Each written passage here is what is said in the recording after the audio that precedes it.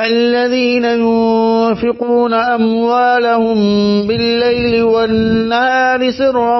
وعلانية فلهم أجرهم عند ربهم ولا خوف عليهم ولا هم يحزنون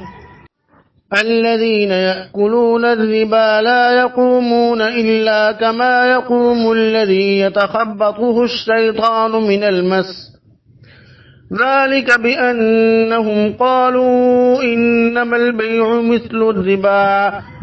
وأحل الله البيع وحرم الربا فمن جاءه موعظة من ربه فانتهى فله ما سلف وأمره إلى الله ومن عاد فأولئك أصحاب النار هم فيها خالدون يمحق الله الربا ويربي الصدقات والله لا يحب كل كفار أثيم إن الذين آمنوا وعملوا الصالحات وأقاموا الصلاة وآتوا الزكاة لهم أجرهم عند ربهم ولا خوف عليهم ولا هم يحزنون يا أيها الذين آمنوا اتقوا الله وذروا ما بقي من الربا إن كنتم مؤمنين فإن لم تفعلوا فأذنوا بحرب من الله ورسوله وإن تبتم فلكم رؤوس أموالكم لا تظلمون ولا تظلمون وإن كان ذو عسرة فنظرة إلى ميسرة وأن تصدقوا خير لكم إن كنتم تعلمون واتقوا يوما ترجعون فيه إلى الله ثم توفى كل نفس ما كسبت وهم لا يظلمون يا أيها الذين آمنوا إذا تداينتم بدين إلى أجل مسمى فاكتبوه وليكتب بينكم كاتب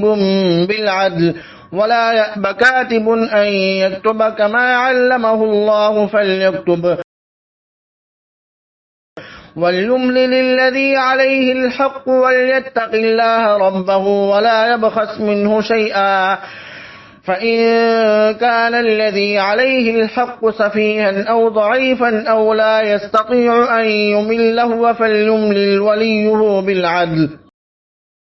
واستشهدوا شهيدين من رجالكم فإن لم يكونا رجلين فرجل وامرأتان ممن ترضون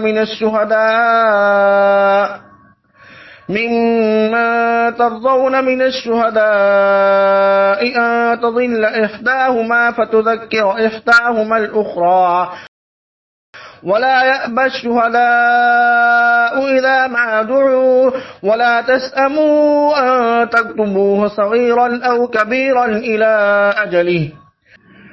ذلكم أقسط عند الله وأقوم للشهادة وأدنى ألا ترتابوا إلا أن تكون تجارة حاضرة تديرونها بينكم فليس عليكم جناح ألا تكتبوها وأشهدوا إذا تبايعتم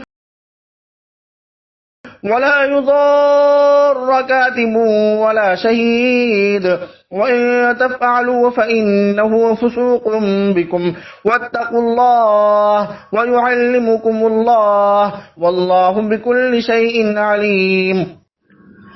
وإن كنتم على سفر ولم تجدوا كاتبا فرهان مقبوضة فإن أمن بعضكم بعضا فليؤدي الذي اؤتمن أمانته وليتق الله ربه ولا تكتموا الشهادة ومن يكتمها فإنه آثم قلبه والله بما تعملون عليم